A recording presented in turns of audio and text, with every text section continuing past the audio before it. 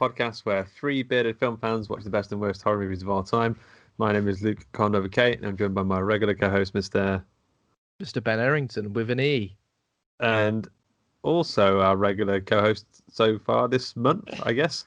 Every episode so far, Mr. Andy Conduit Turner with loads of letters, literally most of them. All the letters, yeah. How you doing? Yeah, I'm good, thank you. You guys? Good, thank you. Very well. Not bad. I saw the Spider-Man 3 news that Alfred Molina is going to play Dr. Octopus again. Yeah. Just trying to blow in my mind. Yeah, that's pretty mind-blowing. I wonder He's if they're the going best to Spider-Man. Is he... Because it's obviously, may potentially be a Spider-Verse type movie. Are we going to believe that he's already had a bit of a dust-up with Tobey Maguire and now he's going... Maybe they'll do the Superior Spider-Man story and have him as Spider-Man, as one of the Spider-Men. That'd be good. Yeah. Just the voice. Yeah, just his voice. I don't know how he sounds. That was Spider-Man. Exciting. Because it can't be... There must be some weirdness going on because it can't be just directly following on from that one because he became nice and then drowned. But became nice some sort of and then Spider-Verse drowned. thing. Yeah, for a very smart man, you would have thought that he could have thought of a better solution to that rather than just drown myself in this little sun, I guess. This little sun. Yeah. Horror news, though. I don't know. Well, following on from that, this isn't horror news, but when you said about the sun thing, I saw a headline today that said China successfully activates nuclear-powered artificial sun. That is the plot of Spider-Man 2, right? And that's what Dr. Octopus was trying to do. Yeah. Fusion. So yeah, a nuclear fusion reactor that could. How has this news come out the same day as that? That's mad.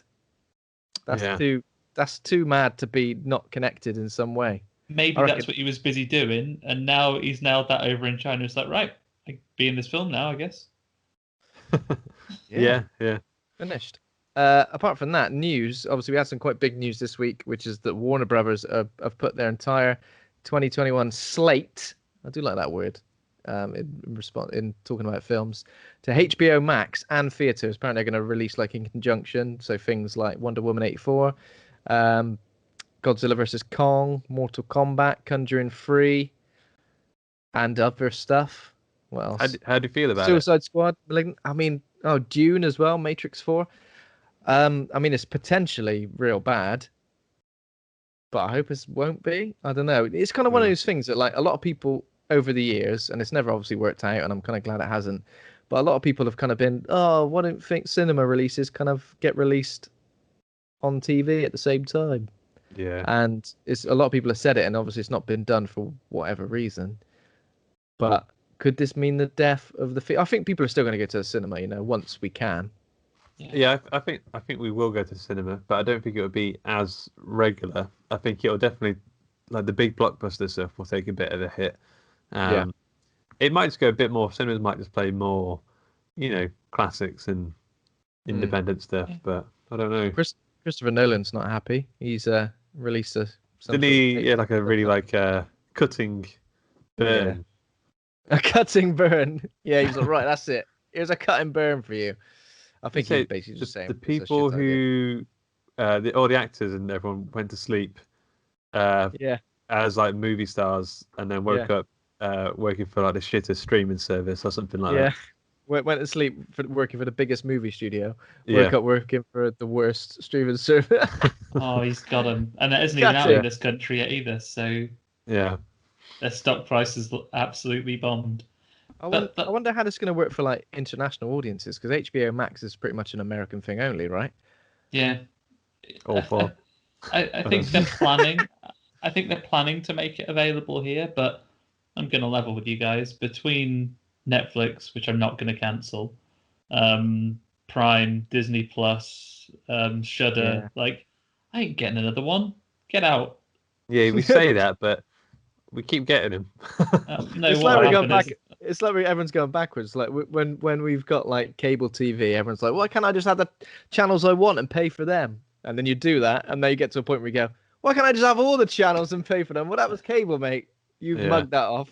The thing is that I think what the real reality of it is going to be is that, right, so they'll reach a tipping point where, like, again, HBO Max, there's a couple of things that I'd be interested in, but is it going to be something that's continuously going to have the stuff on? Because you're right, I think I would prefer, certainly for the films that I'm most interested in, I'd want to see them at the cinema, and then I can wait for them to turn up on other streaming services whenever. Maybe there's a couple of those that I wouldn't bother going to the cinema for, but if it was on something I already had, then maybe I'd sit and watch it. But the reality is, if they just have too many streaming services that have got too much stuff on there, the whole reason piracy really started to go down was because it's more convenient to just catch it on Netflix or Prime or whatever else. I think if it becomes a point where there are so many that it becomes unmanageable for everyone to have all these things, is that people will probably start uptaking pirating them again, like they used to.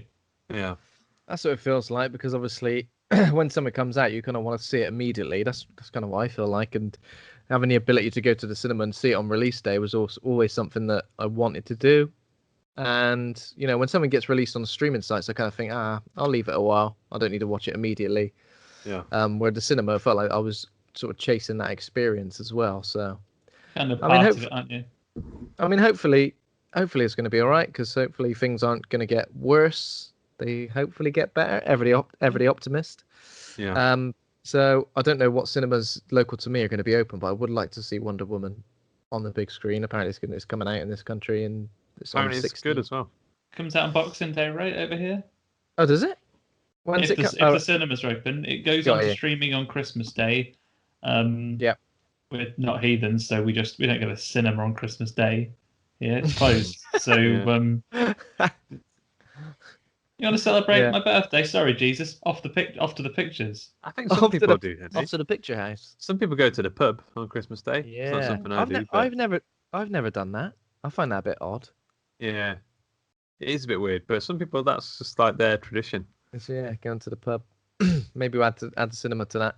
Okay, so that's like the big news that's obviously going to affect cinema as we know it going ahead, at least for big films, at least for big blockbusters and stuff.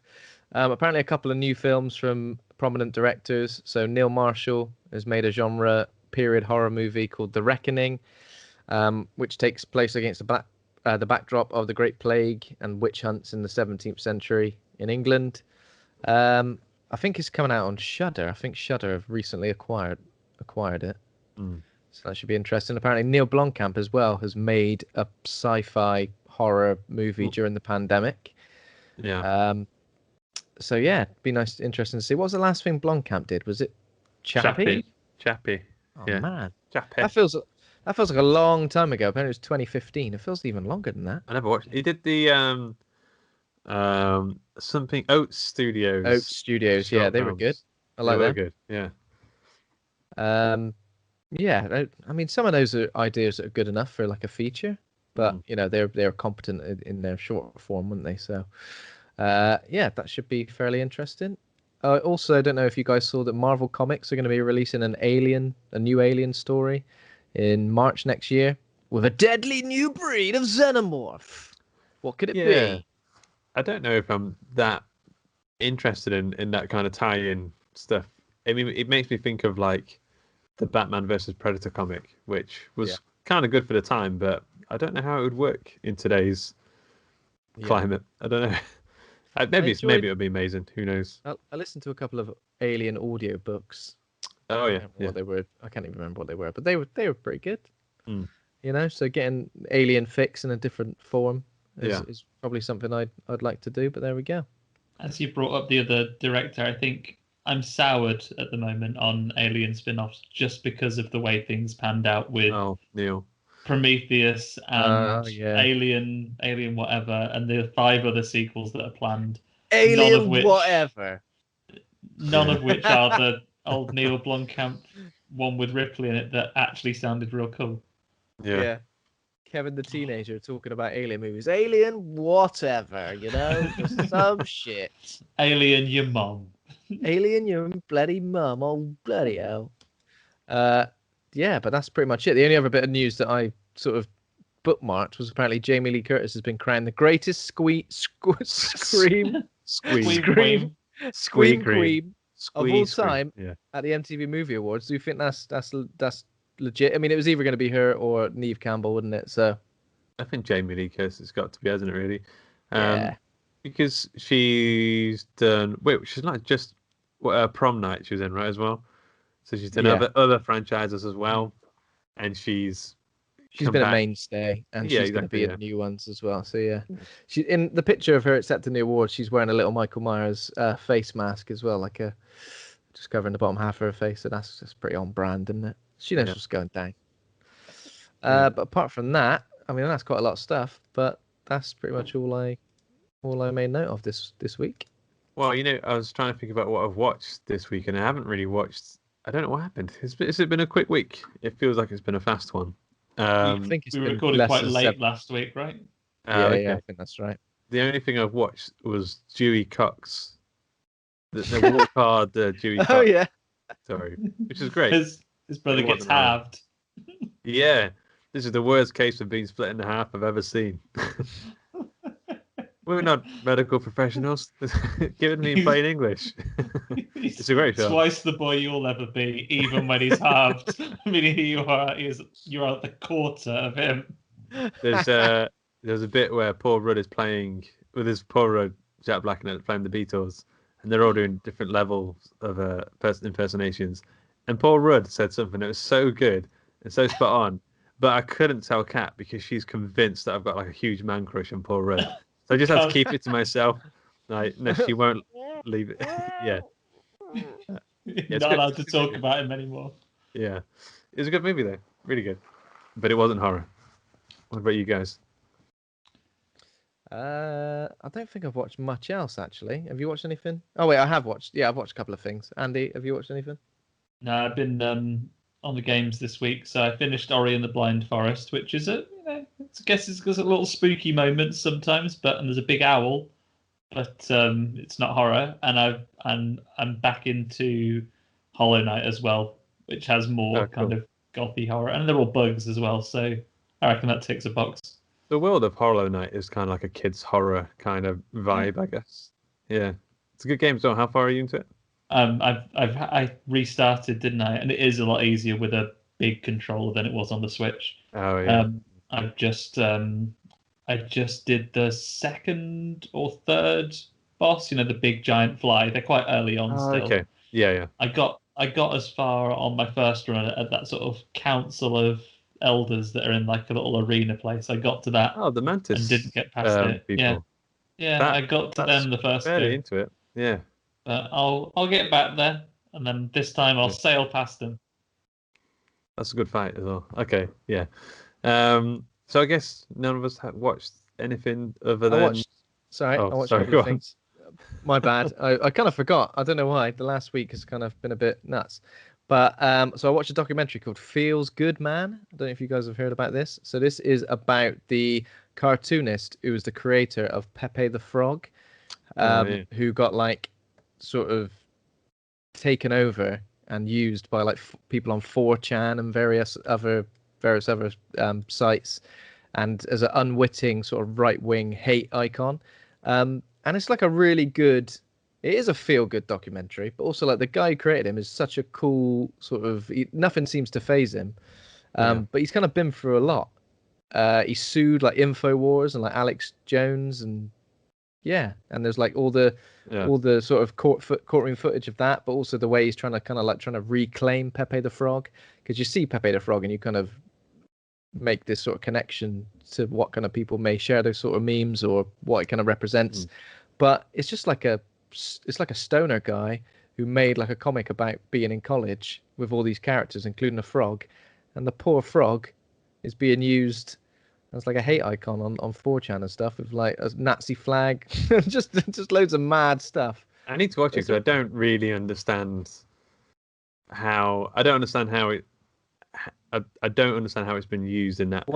One of the things that happened was that it was used on 4chan as like one-upmanship, where people are trying to be as outrageous as possible, Pepe the Frog was behind 9/11 and as many anti-Semitic things as you can. But then Donald Trump in 2016 retweeted a picture of him as Pepe the Frog, and that kind of spiraled. It kind of everything's kind of snowballed into the fact that Pepe the Frog, like right-wing various websites and right-wing mouthpieces were using Pepe the Frog's image on their like merchandise. So the story is kind of like about him trying to sue a load of people who were using his thing to promote a certain sort of message when that wasn't what the cartoon was supposed to represent ever. It's kind of like it's an interesting documentary like about the history of like internet subcultures as well as the rise of Donald Trump from 2016 to now. Did you watch that Social Dilemma documentary on Netflix? No, I didn't. I heard too upsetting after you explained it. It sounded too upsetting for me. Yeah, I can't put myself through it. I don't think. I felt like it was going to tell me things that I felt like I already knew, but maybe present them in a way which might depress me. So yeah, I think it makes you want to. It's funny because I think everyone watched it was like, right, I'm getting on social media, and then a day later, we're like back on Twitter. Yeah. Exactly. Normal. Of course. Yeah. That's what. But this feels good, man. It's got some really good animation style. Like the stories are kind of told with this sort of really cool looking animation. So yeah, it's a nice little. I said it's a feel good documentary, despite all the things I said it includes, but it kind of is because it shows like this guy who's a bit like doesn't really seem to let anything faze him or bother him too much, and he's fighting against some of the biggest right wing names out there, and kind of it's good. Okay. I recommend it. That's interesting, yeah. I did also watch, so I don't know if you've seen any stuff about the new David Fincher movie, Mank.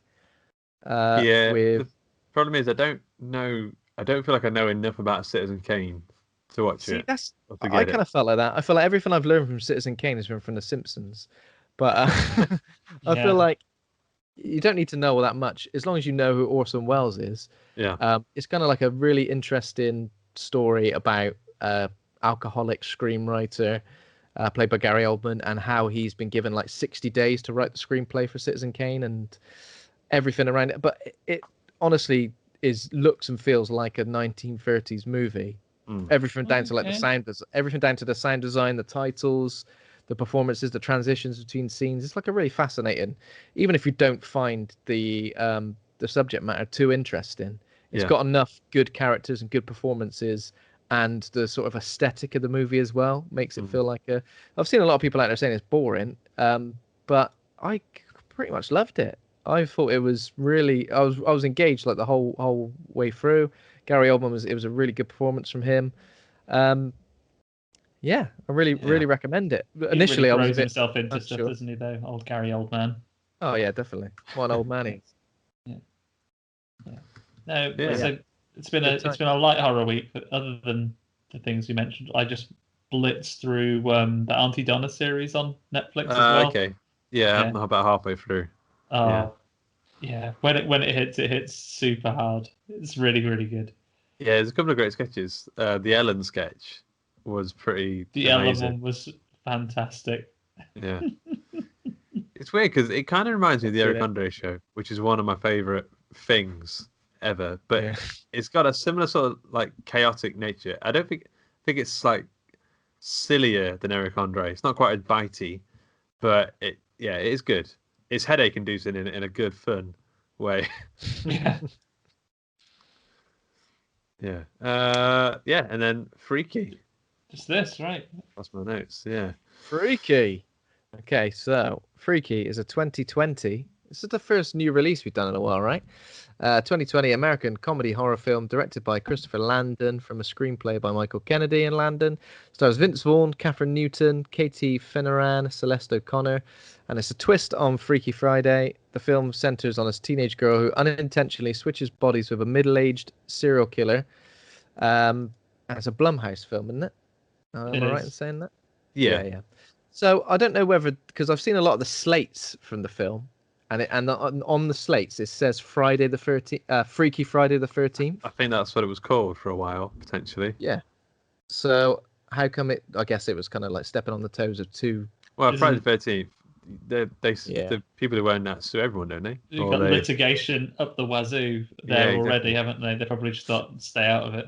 Because it does take place on Friday the 13th. So yeah, that works. But I feel like that was maybe like someone just went into a meeting one day and they said, right, we've got an idea for one of these big movies. And they just went, Freaky Friday the 13th, and slammed down like their notepad. I had nothing written on it. Yeah. Other than that. It reminds me of how James Cameron sold got the job for Aliens. Like he wrote Alien, and then the S, and then turned the S into a $sign. And, well, apparently that's what happened. I don't know if that's true, but I'm gonna do that like for everything now. Just like, have you got a new idea for this sequel? Not even movie related. Just put an S on the end of anything. Turn it into a $sign. I've got no plan for anything, but there we go. Pluralize whatever it is the film's about. Predators. I don't know why Junior came to my mind. Juniors. Juniors. Oh, it depends though. What if there's like an uncountable thing? It's like after following up the great film Cheese. Still... The next step: 101 Dalmatians. Hang on a minute. 102 Dalmatians. As if the amount of Dalmatians is relevant. If you've got over 100 Dalmatians, that's mad. Yeah, there is a sequel. 102. It must be called 102. It is 102 Dalmatians. So Freaky has a 6.5 out of 10 on IMDb score, 65% Rotten Tomatoes score, 48% audience score. Wow. Letterboxd is 3.3. A couple of choice Letterboxd reviews here. Lucy wrote, "Unfortunately, I'll now be thinking about the clam jam line for as long as I live. Thanks." 3 stars. And someone called Bunny puts, "There's nothing out there that makes me more happy than watching a high school plastic bitch literally breaking into pieces, although I still prefer them to be brutally slaughtered. Ha ha ha ha. Rolling on the floor emoji, devil face emoji." He gave it 3 stars. Quite worried about that guy. Despite seeing something that not much makes him happier than, only 3 stars. Yeah. Oh yeah. Yeah. Please. So we got Vince Vaughn, who is like massive. Like I understand he's a big person anyway. It makes sense for him to be a slasher type of guy. And he played Norman Bates in the Psycho remake. Yeah. Did. So he knows what he's doing. One thing I noticed from this thing, he's got one of the most like easy to recognize runs I think I've ever seen. Like, this is something about his run, especially when he's like running, but he's not full sprint, but he's walking just a bit faster than a walk. He's got it's like he's crossing the road shoulder thing. He's got a very distinctive shoulder thing that he's doing like that. And I feel like no matter who, if I just saw someone acting that out, I go, that's Vince Vaughn's run. You're doing he's right also like 90% middle of the body. Like he's just takes up most of the Vince Vaughn, and there's like the last 10% is split among the arms and legs and head. I think what he's wearing doesn't help him. He's wearing like a baggy t-shirt in this, and then like a long sleeve t-shirt underneath, which is a staple mark of like early 2000s emo fan. You had to do a long t-shirt underneath a short sleeve t-shirt. I feel like I've seen him wear that a lot though, that same outfit. I'm sure he in like the Google film, whatever that was called. In my dreams, yeah, he's always wearing that shirt. Yeah. He's looking a bit older, but it's kind of funny. This film, this level of film, I don't know. I just wouldn't expect to see Vince Vaughn in it, and he is in it, and he is really good in it. Yeah. Yeah, he is really good. I saw someone online say that this is basically the next performance along from Jack Black in the Jumanji films, which when you think about it, how many movies are there out there where a middle-aged man is playing as basically having their body taken over by a teenage girl? I mean, that's got to be the only 2, right? Yeah. That's got to be the only 2. There's no other 2. Well, that's the thing. So I kind of feel like Vince Vaughn would be doing Jumanji before doing this film. You know what I mean? This film seems, I don't know, not below him. I do wonder how he got hired for it. I'd be interested to know. He did Brawl and Cell Block, so I guess he doesn't mind doing the sort of smaller budget stuff. I don't know. And these are the things as well. Like quite a lot of your, I don't know this is true, but some of your horror guys come from comedy these days. Quite a lot of comedy people are hugely into horror movies. Maybe he's a fan of the genre. Yeah. And he did Psycho. Maybe he wants a more fondly remembered horror performance. I don't even really remember the Psycho remake at all. I don't think made it, right? I don't think he's bad in it. I think the film just gets flack because it's a very, very close remake of a film that a lot of people would argue never needed to be remade. Pretty much, I think. It's a long time since I watched it. I think that was like the experiment of it, like just to remake it shot for shot and see if it works. Yeah. So Kathryn Newton, who plays the girl who he swaps bodies with, I recognise her face from somewhere. I don't really. She is in Detective Pikachu as like there's like a sort of journalist girl, maybe. There's not Misty, but like she's got really good eyebrows. Really good eyebrows. I noticed. That's what I noticed throughout this film. Every time I saw her, I was like, those eyebrows are good. She has a lot of versatility as well. They both do. Like Emma was saying to you guys in the chat before we got together, like I think Vince Vaughn perhaps gets the credit for being as versatile as he is. You mostly, I don't know. For me, I'd always think Vince Vaughn's a comedy guy. Yeah. But he can do. He does a lot in this, and I think she's the same. Like it is a notable transformation and not a physical one.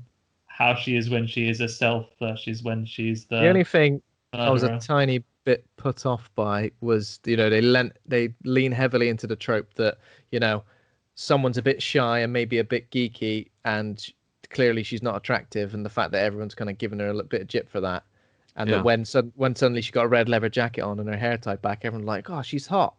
Yeah. I mean, it goes back to what movie is it where someone? I mean, I'm sure there's loads of teen movies where someone just takes her glasses off, She's all that. Down. She's all that. That's exactly the one I'm yeah. thinking. Yeah, takes her glasses off, lets her hair down, and suddenly everyone's like, "Whoa, bloody hell!" I mean, maybe that was like a knowing wink towards things like that, but that was the only thing. This film does feel like it knows what it's. Yeah. It knows what it's poking fun at. Yeah, for sure. I did notice as well. I know we'll cover it, but as well as putting on a leather jacket and being more attractive, the serial killer inhabiting a body does know how to put lipstick on quite well. Muscle memory. The boyfriend as well, I've just seen here, it's called Booker Strode, and that properly feels like a jock kind of. Yeah, well, Strode, Halloween. You made the connection. And then Booker Strode. I mean, that's kind of ridiculous, right? Yeah, Vince Vaughn's killer is called the Blissfield Butcher. I wonder if he'll pop up in Dead by Dawn. What the game's called? Oh yeah, that would be good. Dead by Daylight. He's got like a papier-mâché mask, though, right? He just gets that from that place, doesn't he, in the opening scene, because it's missing off a hook. Yeah, that's right. Yeah, it's like a African. One of the masks you get from a holiday. So who else we got? Katie Finneran, who plays Carol. Oh no, Coral. Coral Kessler, not Carol. Who's the mum? I don't recognise any of these people. Dana Drury. To be fair, I don't recognise any of these people. They must be fairly new to the game or newish to the game, but they were all pretty great. So obviously her two friends. So Nyla and Josh, like obviously significant roles in the movie as well. Yeah. And also Alan Ruck, who is Millie's like teacher, is the dude from Ferris Bueller. Oh yeah. Oh, is he the teacher, the principal? Yeah. The teacher, quite frankly, asshole. Crusty old Dean. He said something in this film that really annoyed me. And it annoyed me to the point where I was like, no one would let him get away with that, surely. No. Yeah, there's a lot of that in there. There's a lot of that. She gets treated like so much like shit when she's, not inhabited by the soul of a serial killer. That it's almost ridiculous. It's almost like, oh, come on. Yeah. Someone somewhere. Someone's got to intervene. This is mad. She's popular enough. She's got two friends, and like I'm not sure if there's the kid that bullies her by coming up and barking at her in the thing. I think maybe my sensibilities are out of whack, but I think that'd be the weird kid. No one would no one would endorse someone running up to people and barking at them in their lockers. Someone would have said, "Oh, give it a rest, for God's sake, every day, you twat." Yeah. No one and also I think maybe that's it. Maybe kids in American schools are nicer. I'm not sure in a British school, even the most meek and mild kid wouldn't have told him to fuck off. Yeah. Oh, fuck off. Like growing up as an English person in an English school, did you not really want to go to an American high school where you didn't have to wear uniforms and you had like lockers and there were like Letterman jackets and stuff? I don't know, something about that just seemed really cool to me growing up. Yeah. I thought it'd be awesome to me. I think it was American Pie, watching movies like that kind of made me feel like, it's going to be missing awesome. out stuck in grey England without that lockers. Grey old England. I could have Shannon Elizabeth. The only locker is a swimming pool. And this shit, take £1. Yeah. Yeah, and all of your classmates are attractive 28-year-olds. What a time. Yeah. It could be worse. It could be like it is in Greece, where all of your classmates are unattractive 45-year-olds. Yeah. There we go.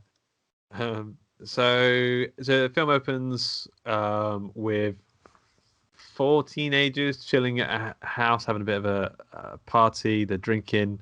It's a rich house as well. It's like a big old rich house full of wine.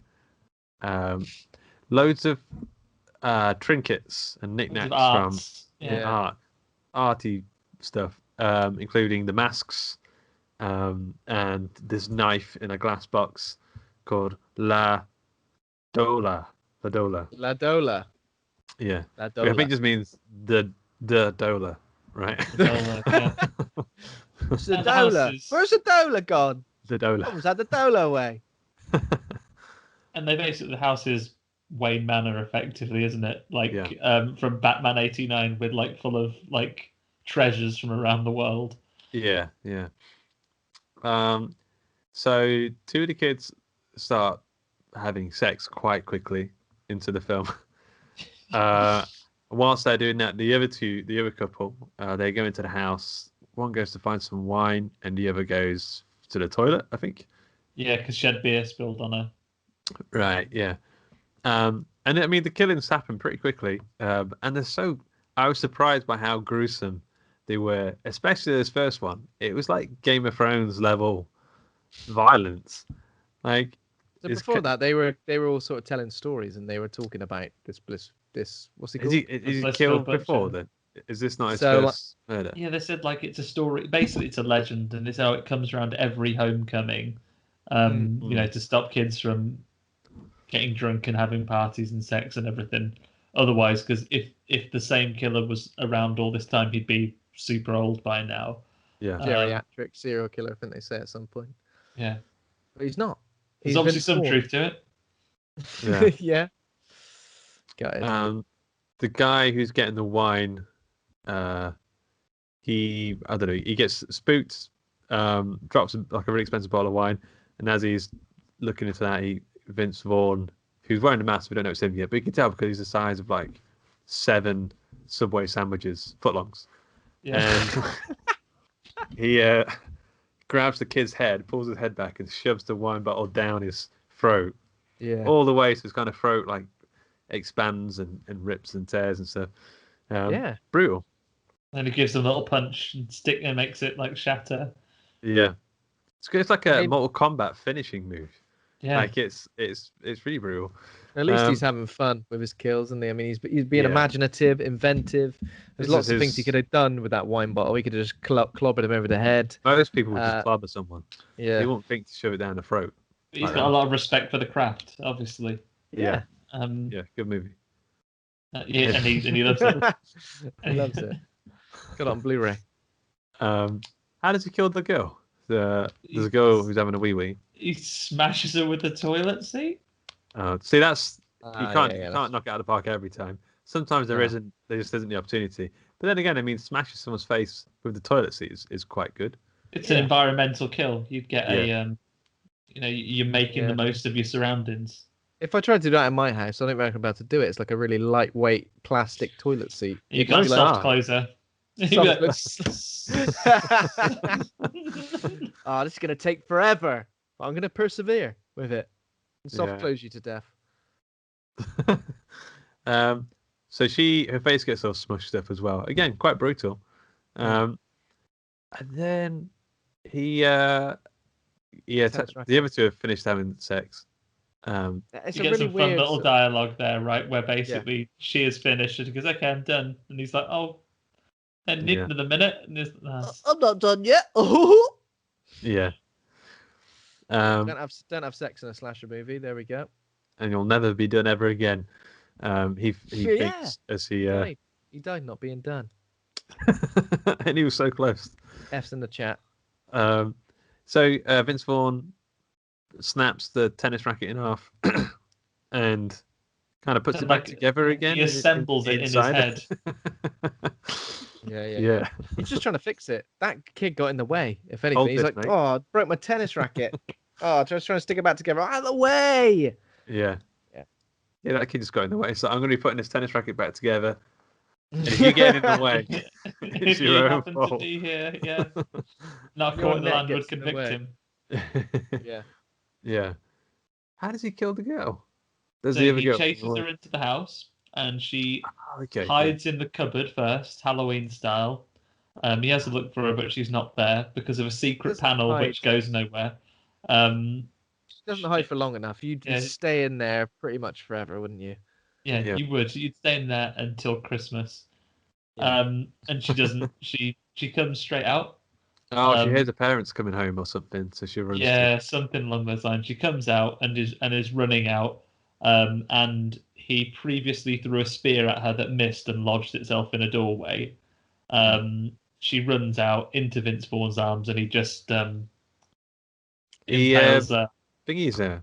The Texas Chainsaw Massacre hooks her, sort of. I'm just wondering if it's because they did the Halloween thing in the. It's a bit like that. It's also a bit like Michael Myers' kill in the first Halloween, where he just stabs someone up against the wall. Yeah. Just hanging. I wonder if it's playing with a lot of these tropes. You see, you guys obviously got higher standards than me because you thought of that Michael Myers example.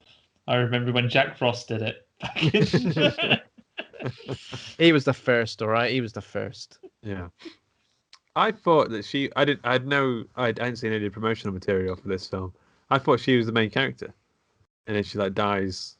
Oh. I thought that's when they were gonna do the body swap. Like he was gonna get the knife, stab it into her, and they were gonna body swap. But no, she wasn't. She dies. She looked familiar, but I can't picture what else that actor was in. But yeah, you're right. It's just a pure cold open. Like that entire group wiped out, and as the parents walk in and scream, the Dola. He's like, "Where's my Dola gone? Where's my bloody Dola? Where's my bloody Dola gone?" That's what he was screaming at. He said away with it. He was like, "Ah!" And if you follow the trajectory of his eyes, he was looking at his smashed Ladola thing, bypassing his daughter. Ah, Ladola. Yeah. So obviously, we think the Blissfield Butcher just takes it because it's a nice looking new stabby thing, right? But it sort of calls to him. It does a bit of whispering at him, doesn't it? Oh, Jumanji style. Yeah. You want me? Jumanji, take that. Yeah. I'll take that. I'm going to outact Jack Black for the rest of this movie now. Okay. So then we meet. It is Wednesday the 12th. No, Wednesday the 11th. Wednesday the 12th. It's now. Oh, okay. Thursday. Now it's Thursday the 12th. Yeah. It's always the 12th. Yeah. It's always the 12th. If it's not the 13th, it's got to be the 12th. All right. Yeah. Then we're introduced to our three main. Oh no, there's the girl wakes up in the house. We're introduced to the mum. She's making her breakfast, and there's a really close relationship there. There's a sister who's a cop who's a little bit bristly between the other family members. Yeah. There's some drama going on there. There's some drama all the time. I'm a cop. I ain't got time for breakfast. All right, I'll get someone on the road. See you later. Yeah. Family. Yeah. And she has a bit of a problem with the mom because she's had a bloody bottle of wine. Yeah. And a Chardonnay. It's in the bin. Yeah. And She's not recycling. That's what she's angry that's about. what I was thinking. It's not hard, Mom. Drink what you want, right? Drink whatever you want. Have one wine. Have 2 bottles of wine if you want. But if you don't recycle it, glass goes in the bloody brown box. Right? Yeah. What's this? There's food waste in here. We got a separate bin for that as well. Yeah. You twat. See you later. Yeah, the dad died, I think.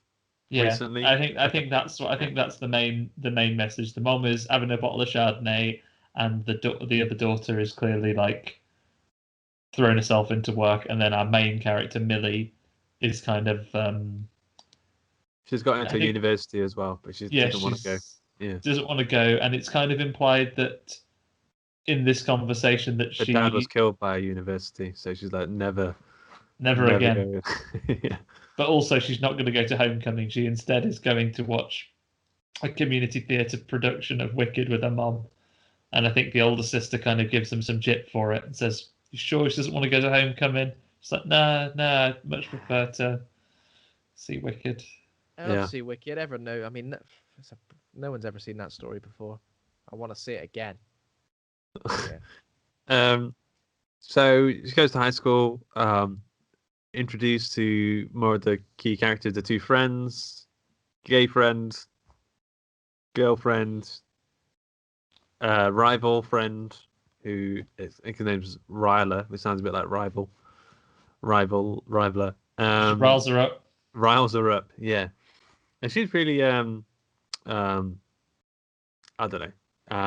In fact, these kids do look the right age. Now that you mentioned the American Pie people being like 28 or something, these kids look like the right age, I think. They sure do. Yeah. What do you make of the friends? They're pretty good. Pretty awesome. Pretty good. Yeah. A nice amount of like comedy, but also the fact that they're looking out for her. They also get involved in the action, and they're an integral part to the story. You know, they could have quite easily just been throwaway characters who had a few good one-liners and weren't particularly important for the story, but the film doesn't really work without them, so it's good to see. I think they get a really nice dynamic here. I think when you first get to them, it's kind of hard to describe. They all, like all of them, the main character and the friends, they all have tropes that they definitely lean into. Yeah. But there's more to them than I would say less skillfully made films, which don't have them in there ironically. They're very aware of what the tropes are and the stereotypes are that they're leaning into. And I think the dialogue for all of them is quite punchy around that and sort of leans into it quite nicely. Yeah. And there are some bits where like the reactions of these characters may be a bit unnatural, I guess, or they're considering the setup of this film. Like, how do you get these kids to basically believe that she swapped bodies with a serial killer without it being too over the top? And I feel like this treads the line, but kind of like gets it quite. It doesn't get it exactly right, but I think it does enough. You know, they don't instantly believe her, and there's a little bit of back and forth there. But when they do believe her, it kind of. Do you think they lean into it a bit too easily? Like they're basically so comfortable with it. Well, there's the high five dance thing. Yeah. Or something. Yeah. You could have just been watching. Like one of the games. There's so many things that like you're like, well, really? When he had first turned and he was like, "It's me, Millie." I mean, if that was you, and then some random massive guy, it's me, your friend. Like, there's no way you would ever believe him. I don't think it would take a lot to convince. Even if they just went, "Look, here's a massive slew of evidence that really does confirm I'm her," I'll be like, "Well, you've got her kidnapped somewhere, and you've got all this information out of her." Yeah, well, that's it. No, then there we go.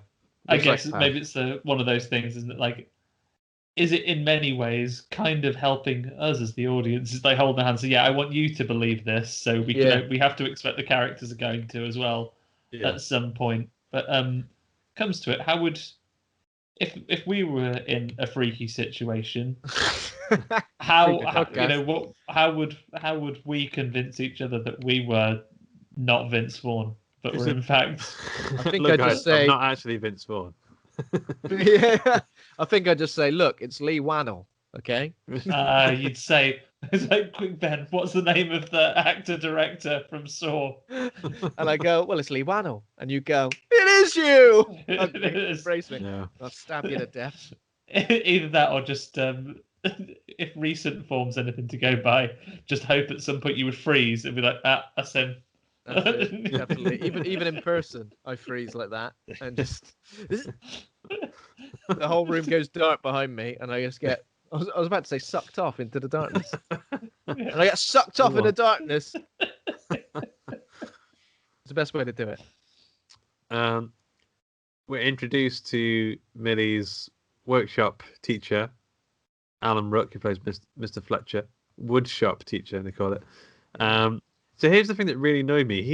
He says like they're all building dog houses for their presentation thing, and he says, Millie, you're next, and she says, no, you told me I was booked in for the 16th or something like that, and he says, no, well, I've moved it to the 12th, and she says, well, I haven't done it because you said 16th. He said, look at you holding the whole class up again.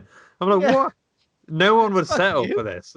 No, again, in the litigious age of 2020, you say, oh, I'm sorry, have you been an abuser long? Or is it something you've developed in your career as a teacher? Like, you'll never work in this town again, mate.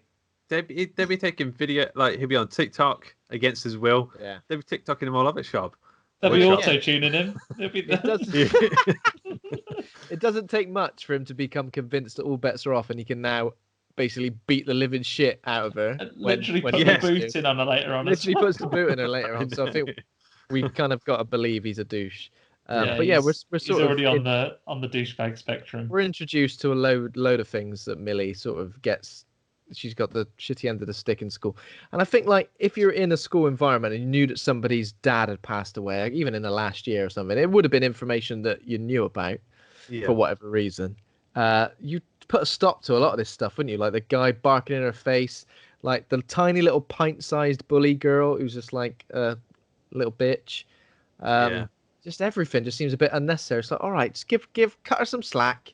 I think she might be one of the only ones that may continue because you know what, I can imagine she's kind of like a gossip, isn't she, and like a social media, so maybe she might sort of still be in the picture, but definitely you won't want to be the kid that's barking at the recently half orphan and or be the abusive teacher. That's the kind of kid who in a classroom he would just make a noise and everyone would laugh. And I'd be in the corner going, you can't just make a noise. That's not wit. Wasn't that like Jeffrey Dahmer's thing when he was at school? Isn't that what he was famous for? You're like, get out of it, mate. Yeah. Decapitate you. Jeffrey Dahmer. He started barking at people and making noises at school. Look how he turned up. It was all just attention seeking. Yeah. That kid. He's the worst. I'm glad what happens to him later on. He deserves it. I've said it. Can't actually remember. Oh yeah, I remember. Okay. So where I don't remember how. The football game.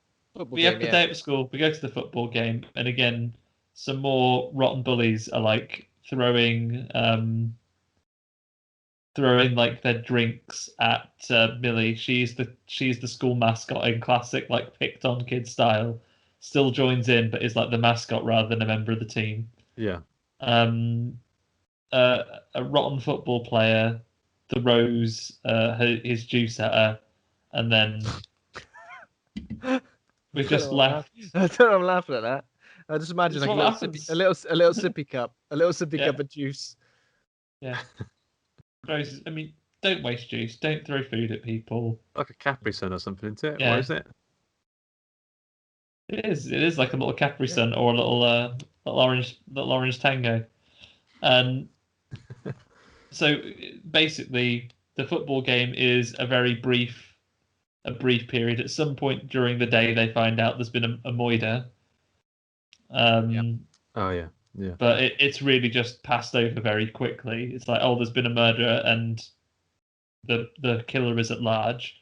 And then the football game happens, and then Millie is left sitting on the bench waiting for her mom to come pick her up. But she's had another bloody glass of wine, hasn't she? And is asleep. Yeah, passed asleep. Yeah. A liability. No, not to out anyone, but this really hit home for me. This happened to me in my fall asleep in my real life. No, I was the other side. I was Millie in this scenario. When I was sort of 14 to 16, convinced that you'd never get into university unless you did something extracurricular. I think my parents had lied and just didn't want me to only play video games or like just hang out meaninglessly with my friends. So we did Duke of Edinburgh for a while. It was at the other side of town, and obviously being a kid, you can't drive. So we used to go to Duke of Edinburgh and things like that. And, we'd be there till like 9 o'clock once a week.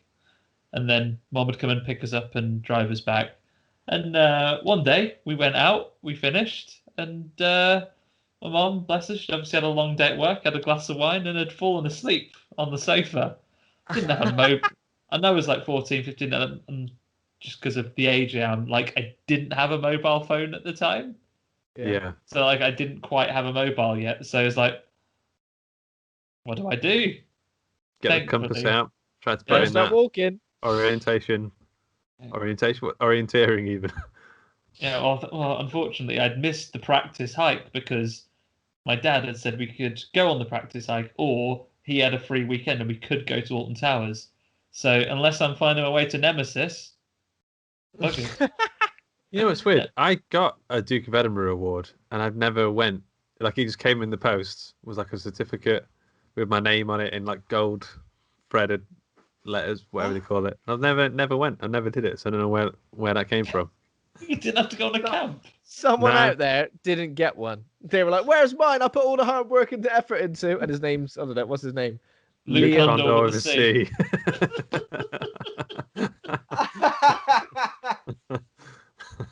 You just put a line at the back of his thing. You got a gold pen. Turn that to a K. Yeah. Amazing. And he got...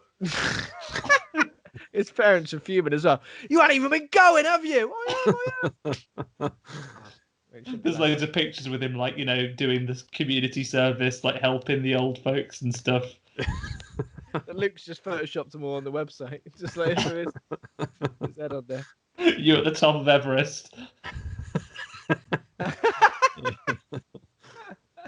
But yeah, so I was Millie, and did you get freakied?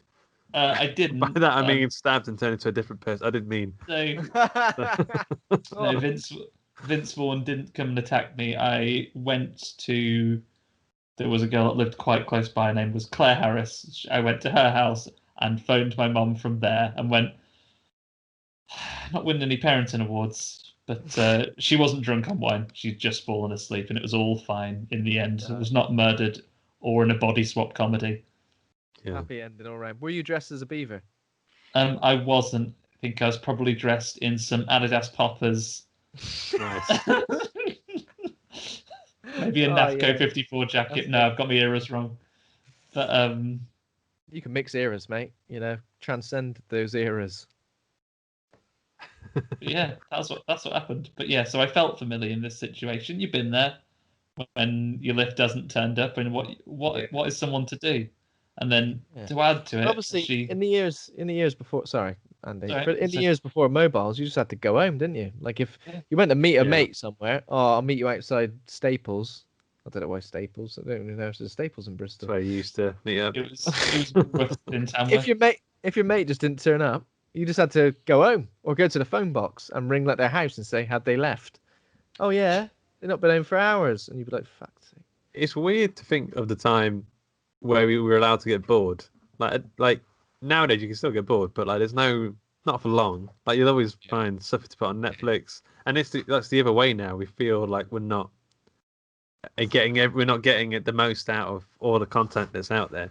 But there used to be a time where you just sometimes just lie down on the top of the stairs and just do nothing, just think about I definitely still do that. It's quite nice. I do it sometimes, just lay down with the dog. Yeah, think about stuff. I can lie on the floor and a bit of think. Oh, jeez. Yeah, it's the best place to think. Or I used to lie sometimes on the kitchen counter when I was small enough.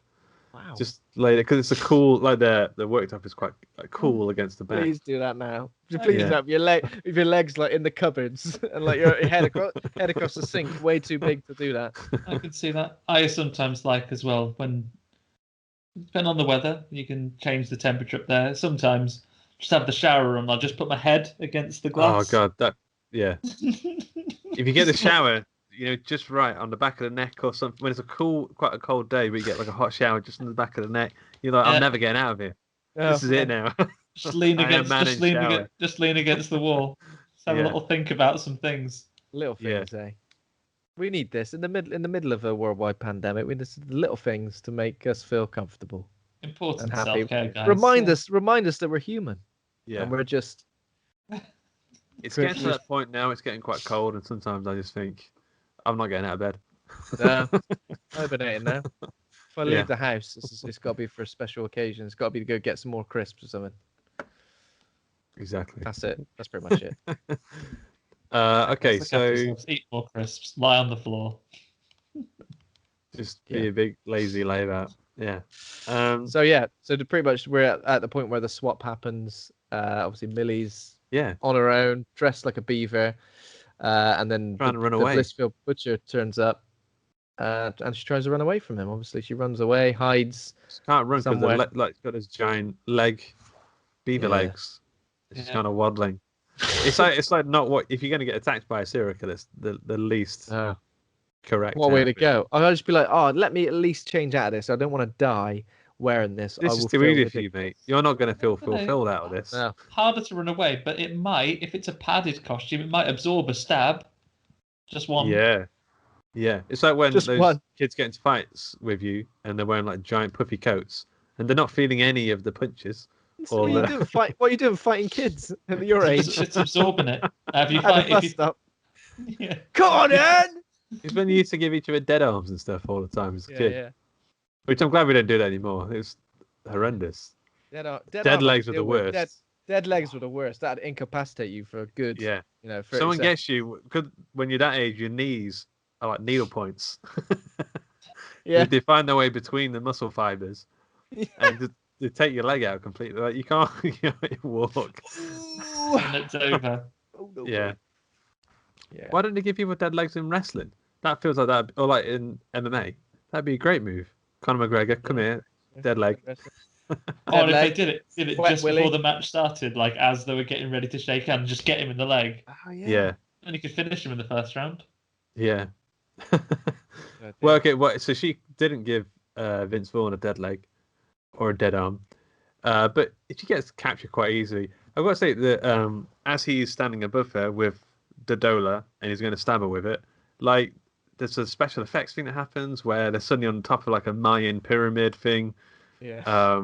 It's cool. I thought it was a really interesting little. Yeah, like the sky, flourish. like the clouds sort of gather above them. There's like lightning, and as he like stabs her in the shoulder, he gets like an identical stab wound on his shoulder. It hurts him as well.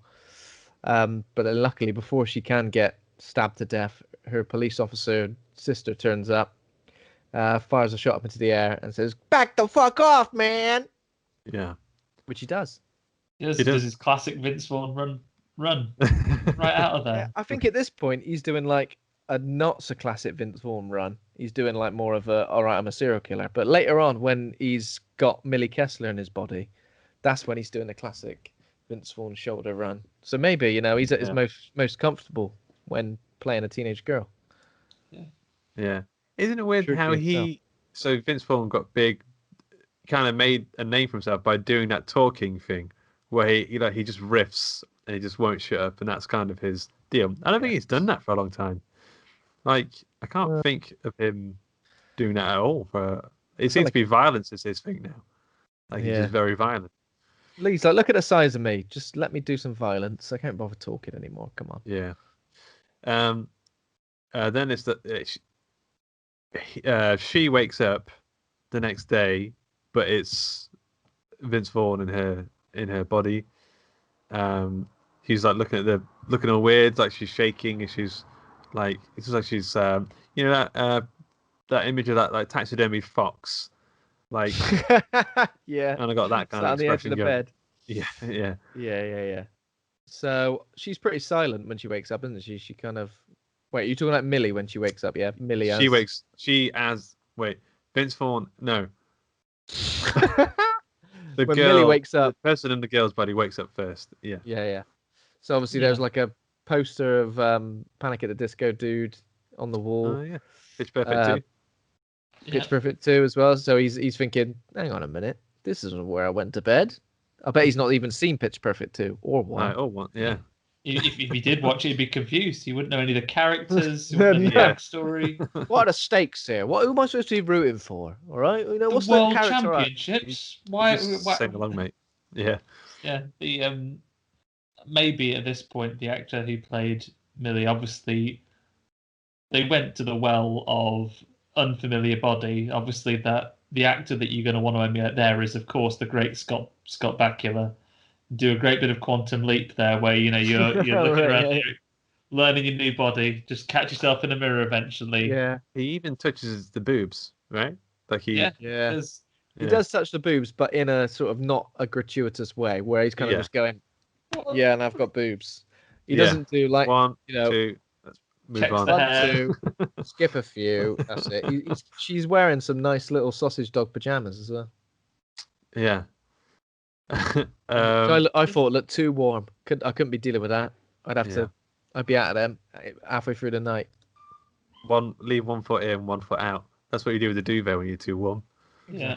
One bum cheek in, one bum cheek out. Yeah. It's quite a good little dynamic where she goes to breakfast and the mum's like, the mum should feel super guilt-ridden. She got her daughter stabbed, but she's like making her pancakes and stuff, and it's like, did your mum make you pancakes the morning after that? You were left at the Duke of Edinburgh. I don't recall pancakes. My mum made me pancakes for getting a Duke of Edinburgh. So I didn't know you were doing a Duke of Edinburgh. Over the sea is not had any. Totally guilt-free pancakes. Not any pancakes for 30 years. What do you have on your pancakes? I'm having pancakes. Like a bit of Nutella, like a bit of sometimes just a classic sugar. What, with some sort of juice as well? Like sugar and... I put a bit of orange juice or lemon juice and sugar. A little bit of lemon juice, maybe, and maybe sometimes just sugar, just purely cut. Roll the pancake into like a little straw and just. I go for a Greek yogurt with raspberries, and then a little one of these with the honey. When I'm going back and forth like at a restaurant. Greek yogurt and honey, those two flavors when they come together, it's like Captain Planet. It's the Captain Planet of foods. Unreal. It is amazing. Yeah. I once put a pancake on with that topping on for Megan, and she was like, "I don't like Greek yogurt. I don't like honey." And I was a bit like, "Taste this with the raspberries as well." And she was like, "Oh, it's nice." Yeah, there we go. Inside, she was like loving it. Yeah. And she's like bringing it up to her mouth. You start doing the and then you can get excited. Exactly. What a time! I like a bit of raspberry jam on my pancakes as well. Yeah, like a jam roly-poly sort of thing going on there. Yeah. Well, it's just good, aren't they? Pancakes. And Vince Vaughn / Millie loves them. You can't get enough of them. Oh yeah. Yeah. Shovels them down. Going nuts, isn't he? I mean, how is this bloke? I want to know a bit of a backstory because how old's Vince Vaughn? Like 50 odd, early 50s.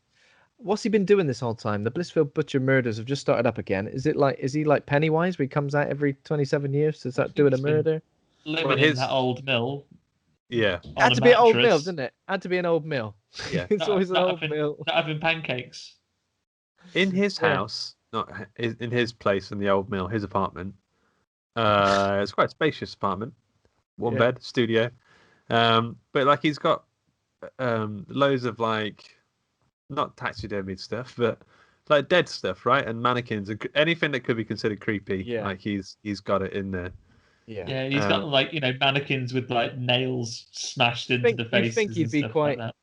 You'd think he'd want to keep this space sort of closed off from anyone, but just like a random homeless drug addict wanders in.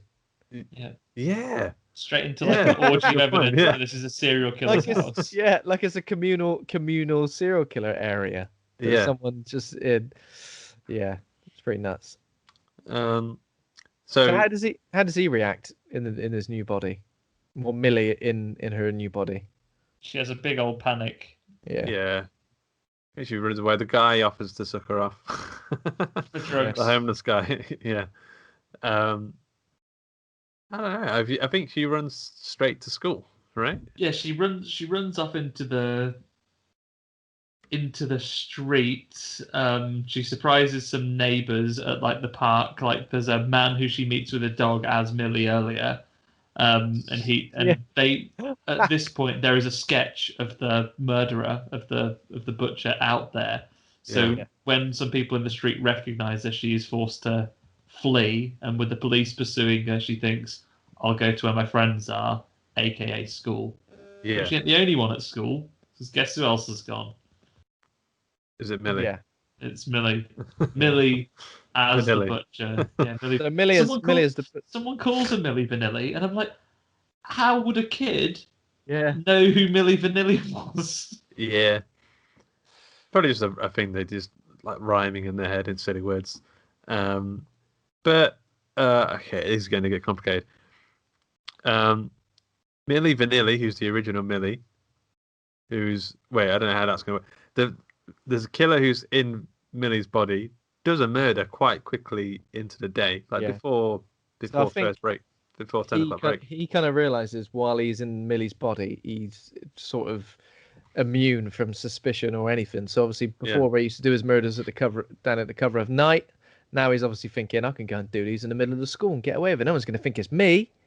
Yeah. He doesn't seem to really care about the implications of it, because that's one thing I was confused about. He does kind of realize that Millie's weak, and he sort of says, this body getting on my nerves, but he doesn't seem keen other than that to, change back. But you're right. Like, so basically Millie Vanilli is at the school. Everyone thinks she's hot and fresh and sexy now because she's borrowed a leather jacket and is super confident and walks in slow motion.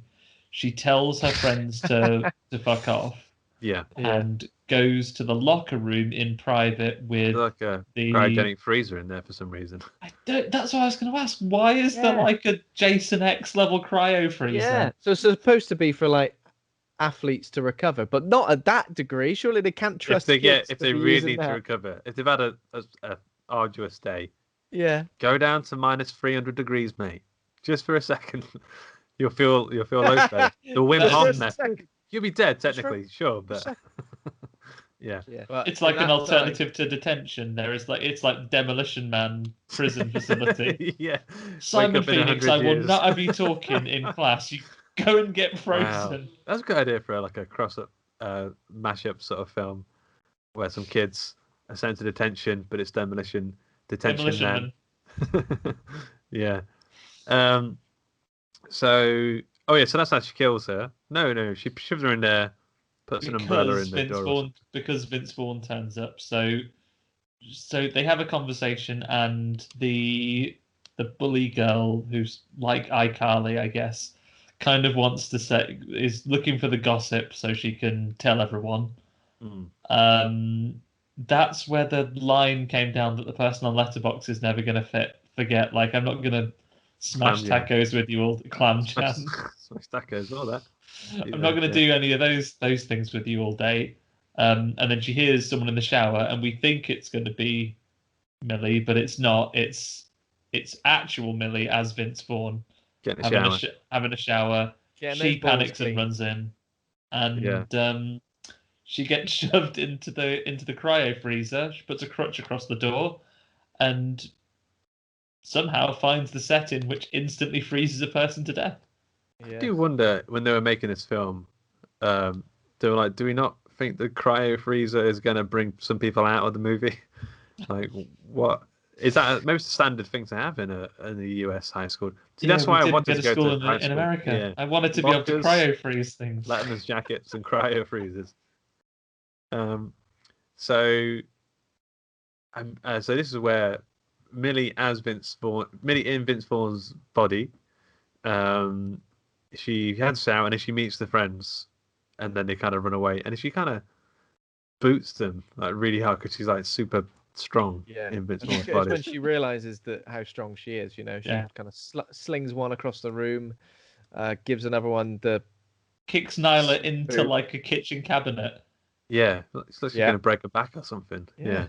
It goes slow-mo, so it looks like it's done something, some kind of damage. She's never having kids. That would be an interesting spin on this film if she acts as a serial killer.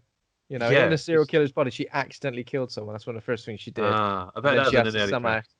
Yeah, that'd be somehow learn how to, control this. With great power comes great responsibility. Don't go killing people with your big, meaty, boots. The big boots, yeah. Yeah. And she gets a kick in the balls at this point as well, which will be important later. Yeah. But she does which it'll teach you a lot. It'll teach you a lot getting a good swift kick in the balls. Do you ever receive a kick in the balls, right? And you think, probably you two not as much because you've not got children. but like sometimes I receive a kick in the nuts from my daughter. Not always 100% on purpose. But sometimes a nice accidental kick in the balls. And even though it's quite a hard kick in the balls, it doesn't hurt quite as much as I expected it to. It's almost like I need to fully commit to it hurting. Just so she knows. Well, she shouldn't be doing it. So much the impact. It's if it gets them in the right. Those things that like perpetually bounce. It gets them together. He gets 2 in 1. Yeah, I think there's a lot to be said about getting. Sometimes if you get a critical hit, it's a bit like the Death Star, I guess. Like if you just hit the exhaust port, then it's not going to be too bad. But if it causes the chain reaction, then the devastation will be absolute. And I think. Sometimes then it's not even an immediate thing either. Sometimes you get like that moment of like calm when everyone's clarity. Getting away from the Death Star. They're far away and they see it explode behind them. Yeah, that's like you get that moment and like all the color fades from the background. Maybe you just imagine like just a bird flying past very quietly, and then reality comes back into focus and it all hits you. Yeah. And it's not happened to me for a long time. To be honest, I think I've successfully avoided it, but I remember it making me feel really queasy, like it hurt in the stomach area. It's not pleasant. Yeah, I just don't swing them around much anymore. I don't know, maybe it's that I'm just in less situations where someone is likely to do that. Like, Okay, so what happened? Oh yeah, so she did. So to prove that she's Millie, the real Millie Vanilli, the OG Millie Vanilli, whatever. And so she does a dance that she does in the beaver costume, and then she does a handshake. They've got a special handshake. And then they like quick fire some questions at her, don't they? Which are a bit, Pitch Perfect 2 comes into it again. Yeah, like, Pitch Perfect 2 have put in a lot of money to this film. Yeah. They say, what's your favorite movie? What's your favorite sport? And she's like, I don't like sports, and all those things. So I guess that should be the thing that convinces us a bit more. Yeah. And then I don't know. They say like the other Millie is like a wolf in sheep's clothing, so they need to stop her or something. And then we see her sorting out she sorts out the what's his name first though, the abusive woodshop teacher. Yeah, who starts out just abusive with his like calendar entries for like when people are gonna sort of have to present their projects. Yeah, and then quite quickly escalates into physical boots abuse. Yeah, and first like picking on it and like, I see, sucking that boy's finger, you bastard. And God, and then she bastard. And then she comes back in after class and puts like the circular saw on, and he's like, "How dare you turn that off? Yeah, dare you turn my circular saw on? You know how much I hate it." Yeah. Also, like, surely if he's expecting her to build a doghouse, she would have to be in there at some point to do it. And he's like, not on my watch, you don't. And he goes to stop her, and she swings it in with a screwdriver. And I think this is the opposite to what we've seen on the Vince Vaughn side of things, right? Where she is realizing at this point that she's not as strong as she's used to being because he throws her on the floor. And then this is the weird bit where he then immediately puts the boot in on her. It's quite comedic how over the top he goes, really. But he gets a screwdriver in the neck and he's like trying to say something. Or I don't know, he's making some weird throaty noises. He slips. How did she get him onto the circular saw table? He falls over, having staggered forward, and then she again does like a Mortal Kombat fatality on him, like with Yeah. Kung Lao's hat, and pushes him through the circular saw. Yeah. And He's halved. we see all of it. Yeah, we see all of it. Dewey Cox style, he gets halved. We see all of it. It's nice and gory. This film doesn't. It must be an 18, right? It feels like it would be an 18. I don't know. Like I guess- certificates have lost all meaning to me now. It's all Is there much streaming. swearing in it? I think it's usually just Maybe the not, swearing that takes it over rather than the. You She feel like drops seeing a C someone. bomb, so I reckon it might Is be there an a 18. C-bomb? Yeah, she kills Rick later on. So I said C bomb and then immediately just used the word sorry. Yeah, there's a C That's a bomb. C-bomb. Don't say it. Don't. You can't. Oh. Now we both do one. Luke, do you want to complete the set? No, I don't say You that wouldn't. kind of thing. You I wouldn't. do that. Like that. I'll slip it in later. I bet When you you least will. expect it. Oh. So they find Millie, the killer Millie, Yeah. and they're about to get her, but then she's like, "Help! There's the Boston Strangler." What do they call him again? There's the butcher. That's the one. Yeah. Butcher, and they have to run. At this point, has Vince Vaughn already dealt with the bully, the barking bully, in the toilets, or does that come while they're hiding Yeah. from the law? Yeah, I think it would have come before. Yeah, yeah. So either way, we when- find that barking bully, and he makes him wet himself and serves him right. Yeah. And still, that kid. When- Oh no, is that the one who gets his penis chainsawed? No, Is it no, saying- I think no, it's it's just not. that. I think that's the like end the of group his jocks. of his So thing. the group. Yeah, they're just a group of jocks. I don't think he's one of them. Mm. When did they go to visit the teacher, the Spanish teacher, to talk about La Dola? That's pretty much now, isn't it? That must be. Yeah. Yeah, this must have been happening while cut between the scenes of the shop teacher getting done in. So you're right. Original recipe Millie remembers that of where the dollar is, and there are some pictures of it in the news. And they take it to the Spanish teacher, who explains that thankfully, the mythology of the dollar is written in Spanish on the blade. Yeah. And she's able to translate it for them from a picture. Yeah. And say, oh, it means that if you get stabbed with it, then the souls will change over, and then you've got till midnight the following day, otherwise it becomes permanent. Yeah. Jesus. All the instructions are there. It's like a pot noodle. You know exactly what you got to Where's the Three-step fill line? process. do. Yeah, stab to this line.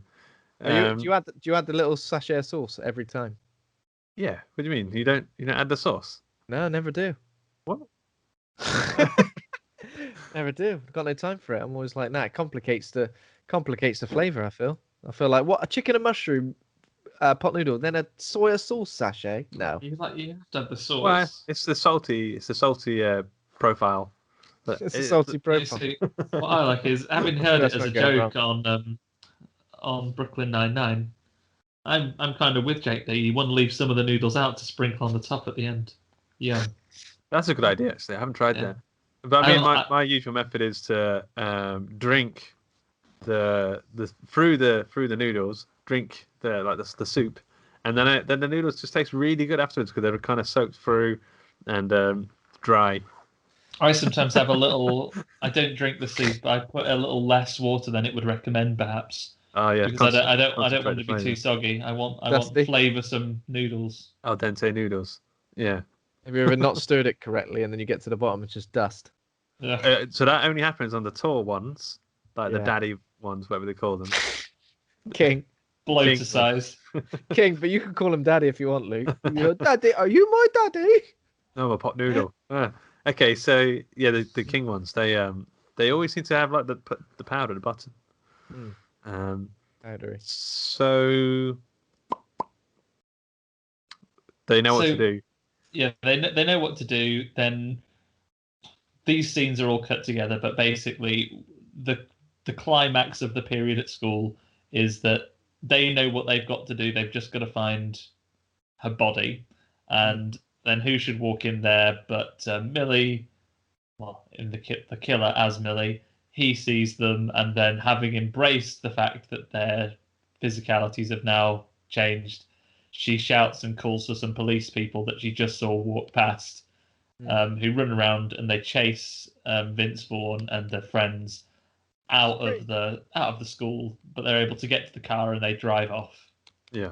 It's pretty good, but also like everything we've seen of the Blissfield Butcher so far kind of paints him as a sort of one-track, silent, sort of but deadly, Yeah.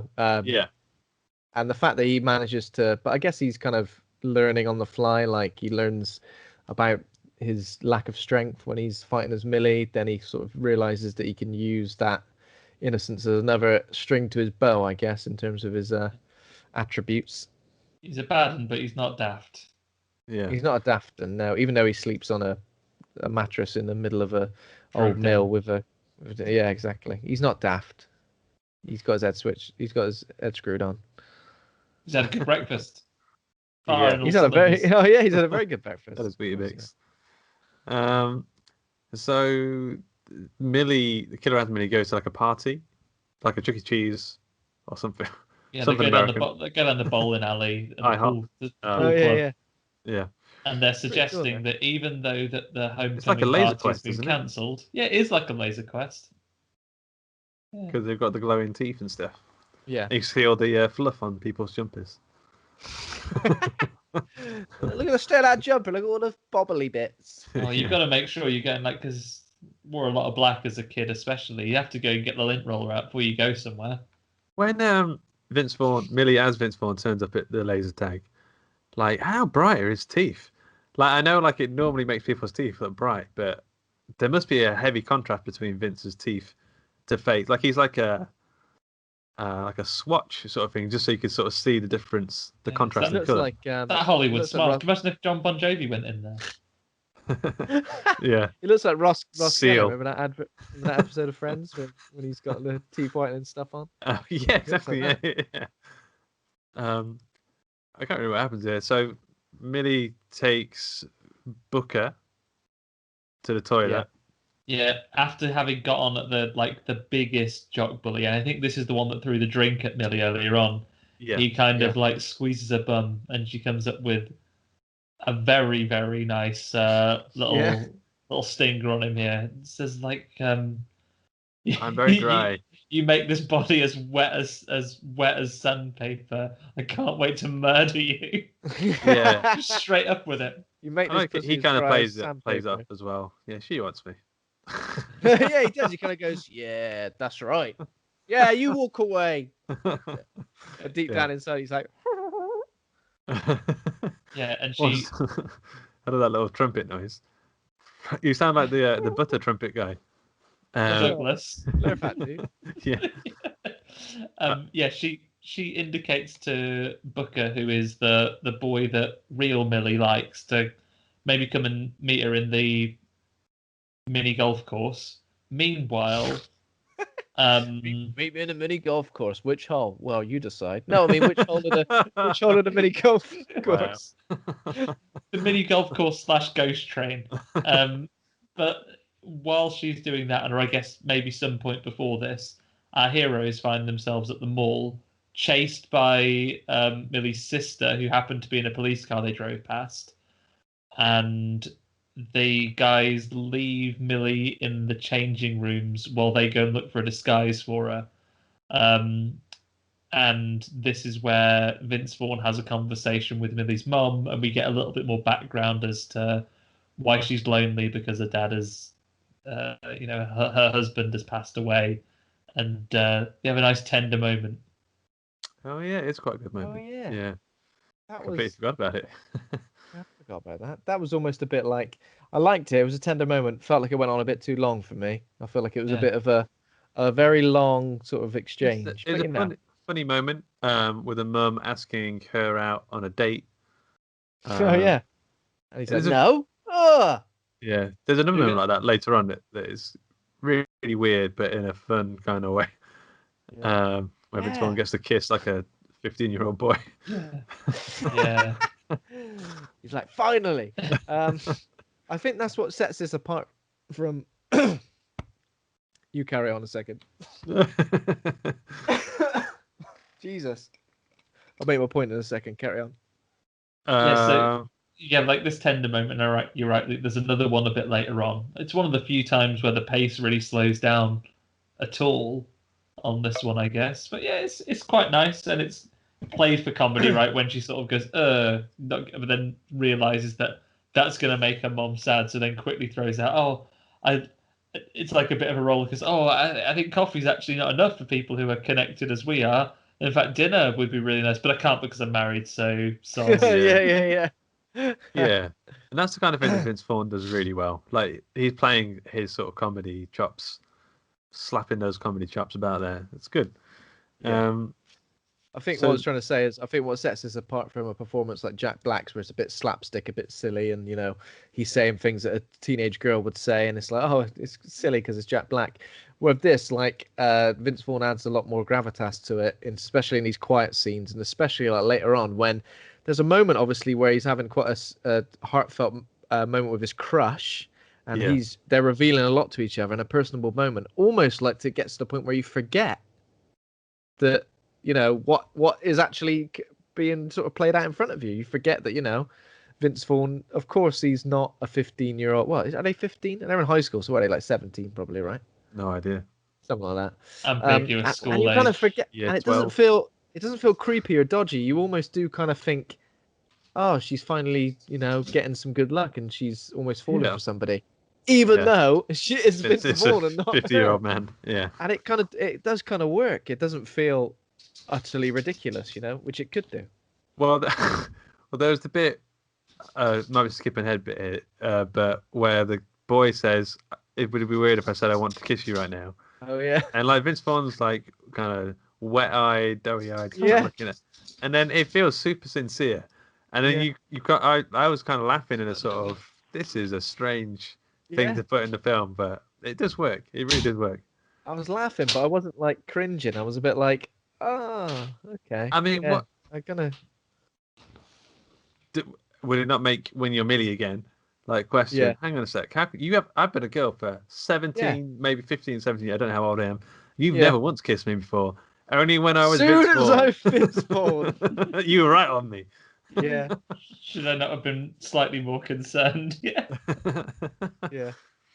But that's not too far off from here, right? Because if we go back to where we'd left Millie's body, she's invited Booker into the ghost train slash golf course, and then we find our heroes. They turn up knowing that that's there because they saw it on Instagram or something like that when they got out of there, and they've gone to try and recapture Millie and the and hopefully stop her hurting anyone else. And through a bit of an exchange, they end up they do catch Millie's body at this point, right? And with Vince Vaughn jumping through like a plywood thing, knock out Booker as well. Yeah. You kind of RoboCop smashes through the wall. Yeah. Just like like Goldberg spears him into the. And he's KO'd. Yeah. This is where the guy gets chainsawed. The three guys get. That's at the That's at the end. Yeah. That's not the Laser Quest. It's a similar. It's like the party / home. It's a Laser Quest. Oh, It does look similar. It does look similar. I got a bit confused then. So then they take Millie and what's his name, Booker, back to Josh's house, and obviously they tie her up, and they're again.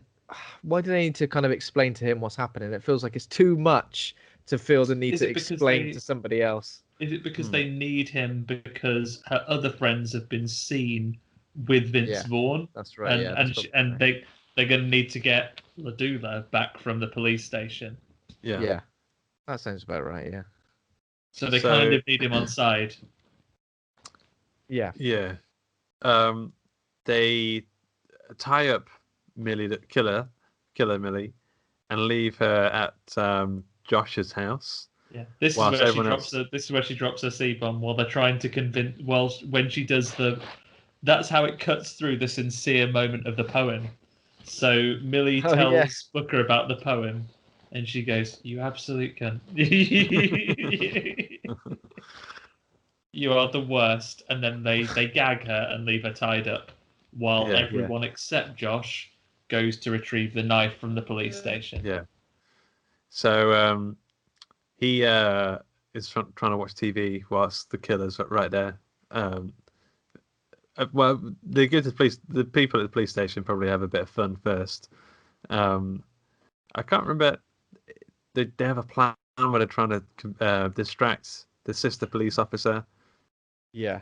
Yeah, Nyla goes in and basically says, "Oh, he kidnapped us, but I've escaped. But he's followed me and he's outside." So the sister goes outside. Nyla tries to get into the treasure vault, the evidence vault, and get the doula out. Because thankfully, this is I guess it's like a small town, the kind of place where the sheriff's station is just like a place where even when there's a serial killer at large, there's just going to be one person in there hanging out. Yeah. Yeah, exactly. But meanwhile, back at the house, Josh's mom comes home and wonders why Millie is tied up to a chair. They have he comes out straight. Yeah, he has a reverse coming out scene because he claims that they're role playing. Again, this is funny stuff. I think they do this very well. Yeah. From like a horror comedy point of view, it's a lot of fun. Yeah. But the mom doesn't really buy it. She cuts herself free. They thankfully escape, but so does she, and she's on the way to them. Yeah. I don't remember what happens, but I know she gets the knife. She gets the doula. She basically just like... It's a big standoff. Sorry, Ben, you go. Sorry, were you just saying how she escaped from Josh's? She escapes and then is heading to the police station. And then how does that play out? So obviously we get the emotional moment between Booker and Millie in Vince Vaughn's body in the car. And while Nyla's trying to get the thing, so Millie just arrives. What does she do? Does she I can't even remember now. So Millie's body as the killer arrives. The sister also busts them. So we have like a big standoff basically between the sister catches Nyla trying to get the knife and has her held up at gunpoint. Then Vince Vaughn comes in and is also trying to convince her sister that it's her, but unlike her friend, she is not buying it. Then Millie, the killer, arrives and through a big scuffle, basically runs off with the doula and heads off to the party, I guess, leaving them behind. Yeah. But thanks to Booker's interference, they managed to throw the sister into the jail cell and escape from her. So she is locked up, and they can then go and, with the couple of hours they have left, try and catch up with Killer Millie at the party before she hurts anyone. Yeah. Is that about right? I think so. Yeah. That is pretty much it. Yes, indeed. Well, yeah, exactly. It's pretty intense up to this. It's pretty... And we get to our not a big last scene, I guess. I guess it's the first climax of the movie. We get to the thing, and then this is when we get some more of our no good bullies getting their comeuppance. Millie arrives at the party first, and the jock that she said made her drive in sandpaper earlier on is like, "Oh, you like me now, eh? Come over here to this. Let's go somewhere private." And then two of his mates are there, and they have a very rapey vibe about them. But yeah. But she's not having any of it. And then we get another. It's the strange thing, isn't it? Because she is the baddie of this piece. She's the villain of the piece, but yeah, we're rooting for her in this context. Yeah. So she kind of kung fu masters them. Someone's got a bottle, so she smashes someone around the face with a bottle, stabs someone in the throat, someone else in the throat with that. And one of the guys reacts, "What are you doing to my mate?" He's literally just murdered him in front of you. Literally shit yourself, wouldn't you? You wouldn't surely be like, "What have you done? They're dead." Something like that. I mean, I don't know how I'd react. I mean, I'd probably just, if she picks up a chainsaw, I'm pegging it. Yeah. you would just get out of there I as don't soon trust as anyone possible. with a chainsaw, even a small child coming at you with a chainsaw. You'd be like, "This is too much for me. See you later. I'm Yeah. gonna run." Yeah, yeah. Um, we don't see. Oh yeah, we do see what happens with chainsaw. We see it go into the granular region, and then it cuts away. But the next time we cut back to it, they're like someone's got the head off, and I think she's Yeah. kind of Pure dismantled. carnage. Yeah, Yeah, she's sawed them all up. Yeah. And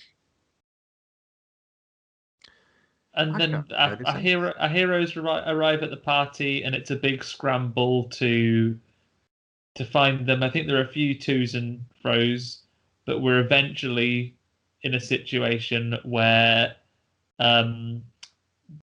Josh is taken aside by another guy, and it plays off something. They said, "Oh, I'll find out which of the boys at school have been, which of the jocks at school have been secretly gay all this time," because he tries to Okay. kiss him.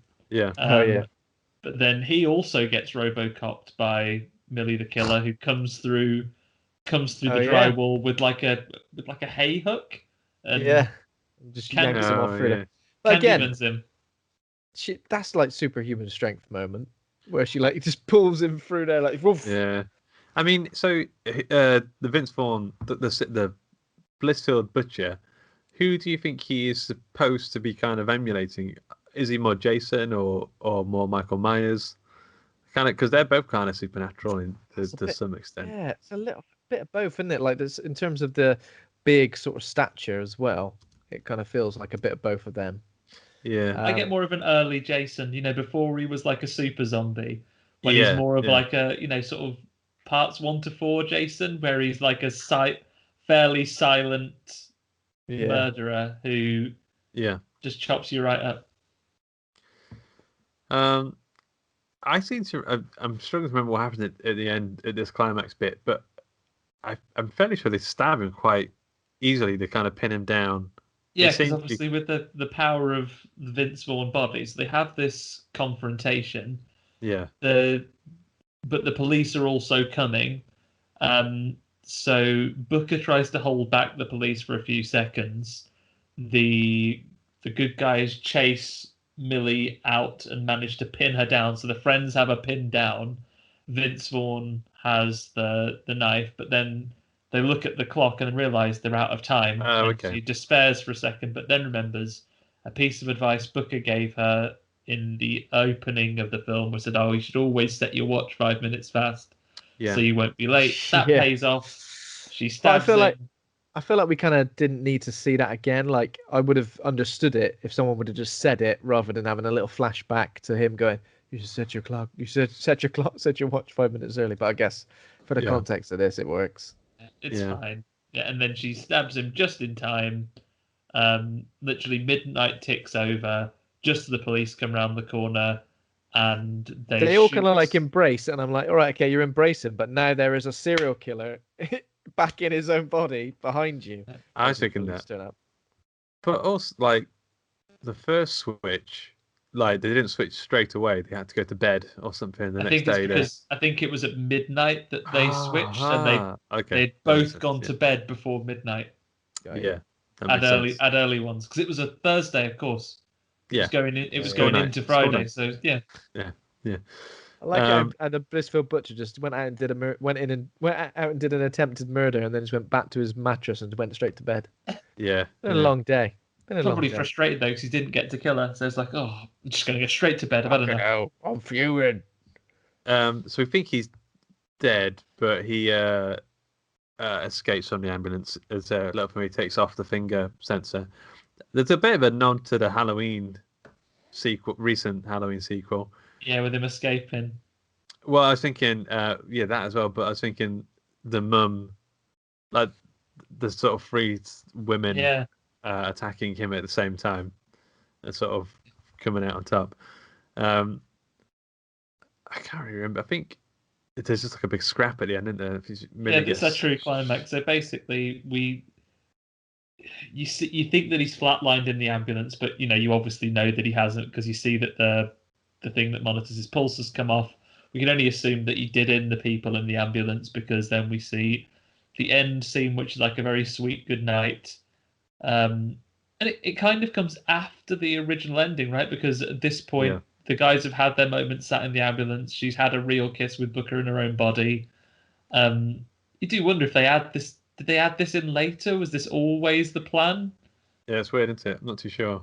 Do you think? Because I think the ending that we had, even with him disappearing in the ambulance, that'd be a more sequel baity thing, right? Maybe they decided they wanted a more conclusive ending because we have just a scene that could be very independently added on, which is, as you say, Luke, it's the three. It's Millie, her mom, who maybe they just wanted that not an alcoholic anymore. The family dynamic, the rejoin, the coming together of the family without the post father loss. This is them finally all back together. Because if it didn't have this, the mum sister thing probably would still be a bit fractured. True. But they're all good now. They say goodnight to each other nicely, but then the night is a bit spoiled. The piece is shattered as Vince Vaughn turns up, and he's a regular chatterbox now, having not been much of a talker. He has a bit of a chat with her, and really starts getting at her, and he's every part of the family are trying to chip in. Like the mom tries to protect her daughter, the sister who has found like her bullets have been taken from a gun, but they're all trying to fight together. And all hope seems lost for a minute, but thankfully, Millie, from her time as Vince Vaughn, has remembered that a kick in the balls comes real sharp, and so does a spiky stab stick thing. Yeah, spiky stab stick, which then she kicks like through his. Yeah, is that right? Kicks through his back. Kicks through his back, killing Most him even people if he would was try a that vampire. and try and look really cool as they do it, and then miss, and then kick him again. I don't know. It's a nice little ending. It comes together quite nicely, I think. Name game. You guys up for a few rounds? Yeah, lovely. Let's take a few. Okay. With this one. So I'm gonna describe some films, and people need to tell me what the name of the film is, and it will rhyme, or sort of rhyme, very loosely rhyme with the title of this film, Freaky. So the first one is about a boy who swaps bodies with a mouse. Squeaky. Yeah, well done. That's just. Who would you have playing the mouse's voice? Vince Vaughn. Also, what is the mouse in a human's body acting like? That's what I want to know. That's what I want to see. Eating a cheese, running up and down a skirting board, making like little semicircular holes in all the skirting board. The Wallace and Gromit were-rabbit thing. Ooh, I do like a bit of gorgonzola. Okay, this other one is about Vince Vaughn, a meat eater who goes to Greg's, a bakery, and accidentally swap his sausage roll for a vegan one. Freaky. Meaty. Freaky Pie Day. Meaty Pie Day. When I said it, some of the things kind of only slightly rhyme. This is one of them. You can still get it. Vegan sausage roll. Meat free. Meat free. That's good. That's good. Okay. Good. Like that. This one is about Vince Vaughn. He accidentally stabs like a big thing of water. I don't know, the bucket or something. Oh no! Does he render it leaky? Correct. Yeah. Accidentally stabs a big thing of water. That's you going into the office and going, right, this is my aliens. He accidentally stabs a big thing of water. Take it or leave it. Yeah. All right. This one is about a Santisana squash banana. Oh, Rafiki. Rafiki. Yeah, well, and the last one is about an agnostic man who starts to believe in Sikhism, but not fully. I guess you could say he's... Does he become a bit Sikhy? Sikhy. Yeah. Yeah, well done. All right. Very nice. So we need to rate the film. I'll let you guys go first. So, actually, no, I'll go first because I always go last. Yeah, go first for God's sake. And my answer always changes based on what you say. Yeah. I'm going to say a B solid B. It's a really solid film. It's the kind of film, if I was, I don't know, that age, I kind of feel like this film would age with me. Like it's one that I would go back to. In the same way I go back to Scream, all those kind of films. I think it's a good one for this generation, and it's genuinely gory and genuinely fun. Yeah, solid B, solid. Very nice. I think I would go for maybe slightly higher because I did really enjoy it. I found myself laughing. I found myself just like really into it. It felt like obviously like a meta horror. There was some great gore sequences as well, but I kind of was really into like all the characters, and I loved Vince Vaughn's performance. I wasn't sure about the ending 100%. I think if it had a slightly better ending, I maybe would have been a bit more into it. But leaving it open for a sequel would have been lovely, I think. But you know, in terms of just a film as a standalone thing, I'd probably go for a B plus. I think. Nice. Andy? Yeah, I'm not too dissimilar. I'm also on a B on this one, I think. And I think that's mostly, maybe I'm overcorrecting for not wanting to be like, oh, I've watched this really recently and it was new and it was fun, so I'm going to go too high. I think B is still a good, solid rating. Like you, I thought it was funny. I would definitely watch it again. I'm really into recently, I think, this kind of tone that we get from some horror movies. You know, I liked Ready or Not, that has like a similar feel to it. I really liked Happy Death Day and its sequel as well, they're quite tongue-in-cheek, but they're I saw the sequel first. It's great. I really like it, and I think the dialogue's quite sharp, but the gore and the horror and the scares are still there. I'm into whatever this subgenre is right now. It's like the modern slasher. Like I kind of feel like the new Scream leans more into this and not into the, I always say it, but not so much the Riverdale, Sabrina vibe, and more into this, whatever this Blumhouse team vibe is. It'd be good. Yeah, See, got a lot of time for it. I didn't really like Happy Death Day too much, but I feel like this really did hammer home what I was kind of expecting and wanting from those films. Yeah. See, when I first started watching it and I got those vibes, I thought, I wonder what Ben is going to think of this, because I know you weren't as fond of the second Happy Death Day in particular. Yeah, I don't know. Something about this film just felt all a bit more. Could it be the sci-fi element? Do you prefer it when your weird goings on are magic related? Maybe, You're a big Doula fan. As long as there's a magic dagger involved, I'm on board. A magic dagger and a Vince Vaughn funny run. I'm sold. What other magic dagger films can you think of? That Prince of Persia and the Sands of Time. Oh yeah, the Sands of Time. What? The Sands of Time. Yeah, pretty much that one. That's it. There's probably magic daggers in loads of other movies. Omen. There's a magic dagger in that. You have to stab that little kid with. Yeah. I can just picture the Green Ranger with his flute dagger. Is that the best? That's the best magical dagger of all. Yeah. Surely. Yeah.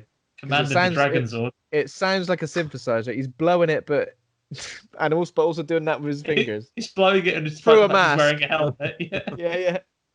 Outstanding. I'm pretty sure like a magic dagger is the MacGuffin in loads of kung fu movies. Surely. Yeah. Yeah. Tomb Raider 2. Tomb Raider 2. It feels like it would have been. Prince of Persia is the only one that comes up. Yeah, I know. I searched it as well, but you know. Wikipedia list films featuring magical dagger. What are we watching tonight? Has it got a magic dagger in it? Not interested. Sorry, next. It feels like there would be more, though. We've just come up with half a dozen. Come on. Yeah. Maybe we need to be the ones curating this list. Excalibur, if you sort of look at the sword. If you were a giant. Yeah. Amazing. Okay, so next week we are doing Jennifer's Body, I think. Yeah, so I guess a similar sort of vibe, I guess. Even though I've never seen it before. Can you believe it? I've never seen it before. It's fun. I think if you enjoyed this, it has elements of it that you'll see in it. Girls. Sweet. Yeah. Looking forward to it. Okay, cool. So if you enjoyed the show, please consider becoming a patron over at patreon.com/Hawk and Cleaver. Thanks to Kovac Cameron for our theme music. Thanks to Acast for hosting the show. Thanks to the listeners. Please consider rating and reviewing and join the Facebook group Horror Hangout Board of Advisors. And thanks to my co-hosts, Ben and Andy. Cheers. Thanks, guys. Thank you very much, Luke. Luke Condor with a C. Bye. Bye. No, his life is ruined. He's coming for you. Bye-bye.